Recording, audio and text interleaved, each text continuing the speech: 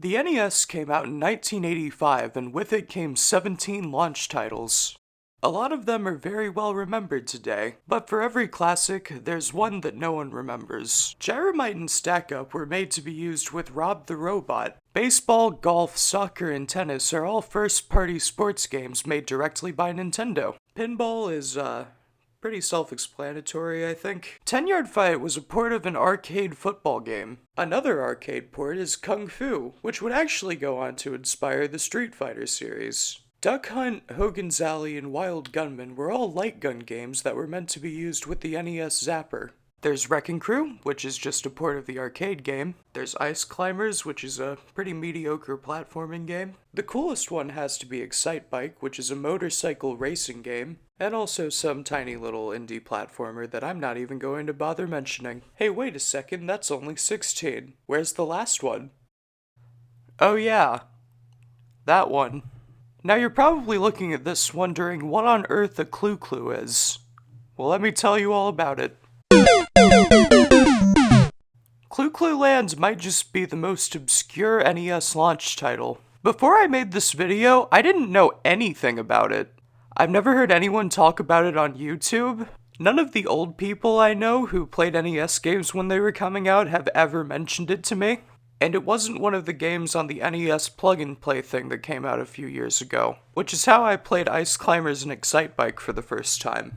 The only thing I've ever heard anyone say about it is that it's a Pac-Man clone, which was a lie, because this is nothing like Pac-Man. The only thing they share is that they're both maze games where you hide from enemies.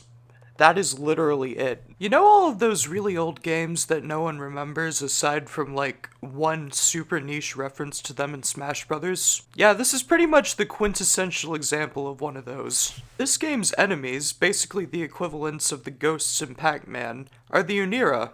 You know, that obnoxious sea urchin item in Smash that if you throw into the ground will get stuck in it and it never goes away and you'll just hit it over and over again? Yeah, it's that thing. But anyway, that's enough preamble. Now it's time for me to talk about the game, and oh boy do I have a lot to say. Okay, so apparently this game takes place underwater. I wasn't able to figure that out. I mean, look at it. It looks nothing like underwater. Sure, your enemies are sea urchins, but I mean, that's it. There are no other hints to that. Also, apparently the character you play as is a blowfish. I wasn't able to figure that out either. Forgive me, but the name Clu-Clu Lands doesn't exactly scream underwater. When have you ever heard of an underwater game with land in the title? But yeah, you play as Bubbles the red pufferfish, and you have to uncover all of the hidden gold ingots. If you ask me, they're rupees from Zelda, but Zelda didn't exist yet, so whatever. The controls are unlike anything I have ever felt before. You can't turn just by pressing the D-pad, you have to grab onto those circle things. Also, I'd like to point out that fish don't have arms. They can't grab onto things. To grab onto things, you have to press the D-pad, so when you first start out, you'll just end up finding yourself going in random directions all the time. If you hit a wall, you'll bounce back and do a 180, which is actually pretty useful. The longer you hold on, the more you spin, which means you can end up doing a 360 by accident and you've just wasted your time. The footage you've been watching has been of my first time ever playing, which was just kind of me hitting random buttons and seeing what happened. Throughout the entire thing, I just kind of move like I'm drunk.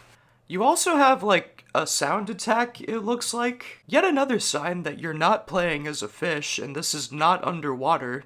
I mean, pufferfish don't have echolocation. Dolphins do, but this thing is clearly not a dolphin. Maybe it is a dolphin, I don't know. This game is so weird. Also on the screen between levels, Bubbles has arms and legs, clearly. Pufferfish don't have arms and legs. Have you never seen a pufferfish before? Does Nintendo just not know what an ocean is? All of the backgrounds are pink and green for some reason. Like, have you looked at the ocean? Nintendo is in Japan. Japan has a lot of ocean. You know what the ocean color is. It is blue. I'm not even trying to be funny. Like, I had no idea this game took place in the ocean. It doesn't look like the ocean at all. Next you're gonna tell me that Excite Bike takes place on Mars or something. Were the ice climbers actually climbing Olympus Mons the entire time? What was I even talking about? Oh right, the sound attack, I forgot. Yeah, it's pretty useful actually. Although I didn't find out it existed until like 5 minutes into the game. It's not hard to do or anything, you just press the B button. But the thing was, it took me a really long time to figure out how to turn.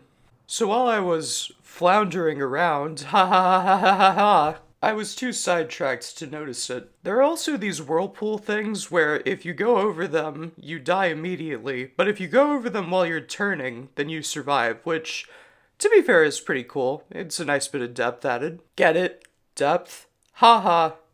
Why is this game an ocean game? It makes no sense at all. Hey, wait a second, I haven't even talked about what you're supposed to do in this game yet. Okay, so basically you just go to random spots in between the circle things, and if you end up going over one of the right spots, then you flip a gold ingot over. Find all of the hidden gold ingots and the level is over. Basically, just imagine if you were playing Pac-Man, but you had no idea where any of the pellets were. Oh, and also instead of Pac-Man, you control a drunk pufferfish who can barely move. To be fair, it's actually kind of fun to uncover the hidden pattern. I have absolutely no idea what they are a lot of the time. Like, seriously, what is this thing? But to be fair, there are so many other weird things about the game that I barely even noticed. There's also a time limit, and this timer is absurdly fast. Speaking of which, what's the point of even having timers in NES games? I get having them in arcades, but like, it's not like you're wasting anyone's time but your own in the NES if you take forever.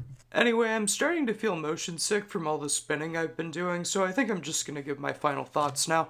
Overall, I think this game is actually kinda good, but of all the names it could have had, why is it Clu-Clu Land? Why does it have to be something so bizarre? I'm convinced that the only reason I'd never heard of this game is because no one bought it, because I don't know how you could forget it. The funniest part of it is that it structurally sounds like it's a working game. The controls are extremely weird, but once you get used to them, they're actually pretty fun. To be honest, I wouldn't be surprised if I come back to this just for fun in the future. Anyway, I know I'm definitely going to come back to it sometime to finish it out and figure out what on earth some of these are. Like, look at this footage. Is it supposed to be like a bird or a submarine? What is this? I've decided I'm going to do a ranking of every NES game I play, and so far, this one is second. In case you're wondering, Donkey Kong Jr. is only the worst because I've only reviewed 4 games and they're all at least okay. Donkey Kong Jr. is just my least favorite of the 4.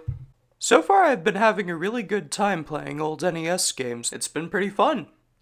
I have a feeling that's about to change soon. Anyway, 6.5 out of 10. Until next time, I'm J-SHIV. Have a good day, everyone. And thank you all so much for watching.